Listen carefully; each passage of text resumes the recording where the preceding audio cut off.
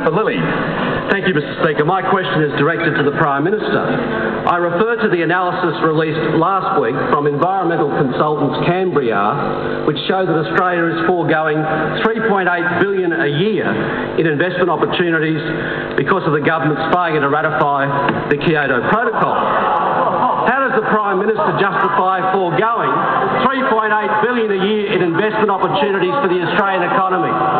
The Honourable Prime Minister. Speaker, can I simply say that if the Shadow Treasurer believes that analysis, he'd believe anything. The Honourable Member for Stirling. Thank you, Mr. Speaker. My question is addressed to the Minister for Foreign Affairs. Would the Minister update the House on the situation in Iraq? Is he aware of other approaches? The Honourable Minister for Foreign Affairs. Well, Mr. Speaker, first can I thank the Honourable Member for Stirling for his question. Mr. Speaker, on this side of the House, and I think we reflect the views of many Australians, after all the difficulties there have been in Iraq, we are heartened by the Petraeus and Crocker reports to the United States Congress. They paint an encouraging picture, but they do make the point that there is very hard work ahead. General Petraeus has reported that progress has been made on security and the military objectives of the surge are gradually being met.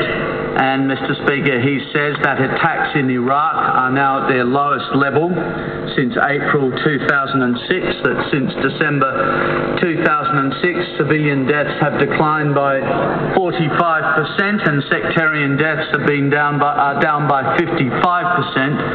And the Al-Qaeda operation in Al-Anbar, which was not only particularly dangerous in and of itself, but also designed to provoke sectarian violence, that has been substantially routed. Not just as a result, by the way, General Petraeus says, of America's intervention, but also as a result of a change of view of local people in the Al-Anbar province. Mr. Speaker, on the political challenges, Ambassador Crocker welcomed recent improvements, including the commitment of Iraqi leaders to work together on hard issues, but he also highlighted, interestingly enough, gains at grassroots and provincial government level. The point, though, Mr. Speaker, is to add to this, neither General Petraeus nor Ambassador Crocker are walking away from the scale of the ongoing challenges in Iraq. They are, of course, very significant. As General Petraeus said, there are no easy answers or quick solutions.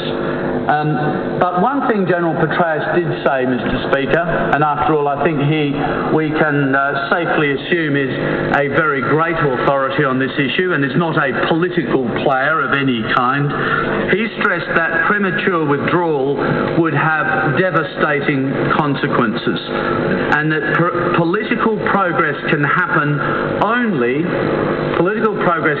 only if sufficient security exists.